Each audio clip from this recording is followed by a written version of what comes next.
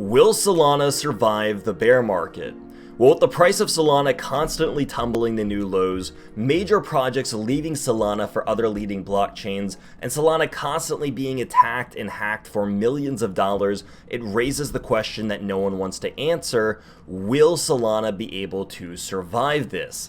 Now today I want to attack this headstrong and answer this question directly with my own opinion. So we're going to be taking a look at what has happened in the Solana ecosystem leading up to this point, and then understand whether or not the Solana project can actually survive this bear market. Because as we mentioned earlier, Solana's price over the course of this year has been taking a pretty nasty hit, and it is now down significantly from its all-time high of $250 to now being below $10. So if this interests you at all, make sure you stick around for the entire length of this video, as there will be important information discussed the entire way through. And of course, let me know if you agree with me or disagree with me as we are going through all of this, because there's a lot to unpack. So let's start things off with the falling price of Solana and what was the catalyst for everything that has led us to where we are at right now. So for starters, Solana was a very strong performing cryptocurrency over the past couple years, especially leading up into 2022. Many people were even saying that Solana was the Ethereum killer, as many other projects were named to be. But what we have now seen is that with the fall of Terra Luna and FTX and a lot of other platforms that utilize Solana, Solana is now falling pretty drastically. And this article highlights it pretty well. But what happened over here was with the fall of FTX and Alameda Research, they were the main pushers of Solana. They were the big company that was backing Solana, as again many other companies were, but they were the largest one that brought Solana into the spotlight and kind of gave it the platform that it had. Now after the fall of FTX, Solana lost its largest, I guess, influencer or player or contributor to their ecosystem. So not only did they lose that, but again, they lost a lot of this marketing that they had through FTX. So the token price fell pretty drastically because FTX had so much Solana reserves, and now it seems like a lot of people are losing faith, especially these big projects that are built on Solana. So Solana was pretty much became popular because it was cheap, it was fast. People like that. People like that they weren't paying $5 in gas fees and they were paying a couple cents instead. But with Ethereum 2.0 releasing, there's now the argument that Ethereum will, in not that far away, get to the same point that where Solana's at, featuring scalability. Now the main difference is that Ethereum is more decentralized in nature than Solana was. Solana has gone down numerous times, and Ethereum just hasn't. It hasn't seen the same kind of struggles that Solana has. Now speaking of struggles, we'll get back into these projects that are migrating away in just a second, but Solana, after all of this, you'd think that people would kind of want to stay away from it, but no, this is a hacker's paradise apparently, because we've already covered this on the channel, but the Solana protocol Radium was hacked for $2 million the other day. This is a key Solana-based DEX for the Solana ecosystem, and for them to be seeing these kind of struggles, again, it just doesn't incentivize them to stay around. And if there's one thing that Solana needs, it's a form of liquidity in times like this. And when decentralized exchanges that usually provide liquidity through automated market makers are being attacked, this creates just, again, a cascading effect of not only making the Solana ecosystem harder to work in, but it also provides less of an incentive for people to stick around. So going back to this, we have DeGods and Utes. These are NFT projects that are bridging off of Solana. And basically the reason why here is because of everything that we've talked about so far. They're losing faith, and while Solana is not directly correlated to FTX, they are indirectly correlated in one of the largest ways. So there's a lot of companies that were indirectly correlated to FTX. Solana was one of the most heaviest indirect correlations. Now, what do I mean by that? Well, a direct correlation would be something like FTT. FTT cannot survive without FTX. The entire purpose of the FTT token was to be used as an exchange token for the FTX exchange. Now that the FTX exchange is gone, there is no purpose for the FTT token because its only purpose was tied to the FTX exchange.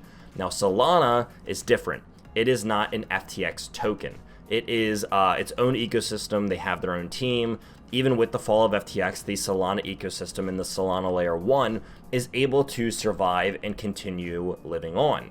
Granted, the indirect exposure comes at how much Solana FTX owned, right? They were indirectly kind of invested in it and brought it to where it is, and now that they're gone, Solana is certainly hurting. So a lot of these projects want to simply just get off of Solana. They're moving to Ethereum, they're moving to Polygon, and kind of just all over the place. But it seems like most NFT projects are moving towards Polygon and Ethereum because they're able to have a really large audience and still have relatively low fees, especially if they go with Polygon.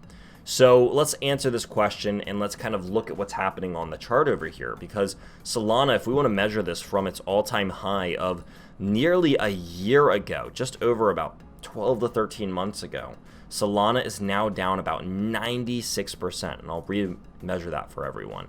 But Solana is down about 96% from around $250, $260 all the way down to just below $10 at the time of making this video, meaning that Solana has seen a drastic drop of 96%. So can Solana survive this? I think that the hard answer to this question is I think that it is possible, but it is looking increasingly more dim because the projects that are supposed to support Solana are going off. They're losing a lot of their biggest players, and the players that are sticking around are seeing attacks and hacks. So can Solana survive? Yes. But the more projects that leave, the more projects that get attacked, I think that the less of a reason it creates for projects to stick around, let alone new development to be built.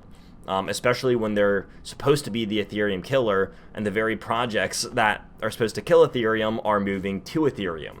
So I think that's telling that if the projects that was supposed to kill this thing and all the projects on it that are built on top of it are leaving to the competitor that it was trying to kill, that tells me that there's not a very compelling argument at the moment. Maybe it's just FUD. Maybe people are just being overreacted and scared. I think in a world that Solana's not going to just like disappear and be delisted or anything like that, I think that it will stick around in a sense of its existence. I just do not think that Solana will ever get back to the giant that it once was.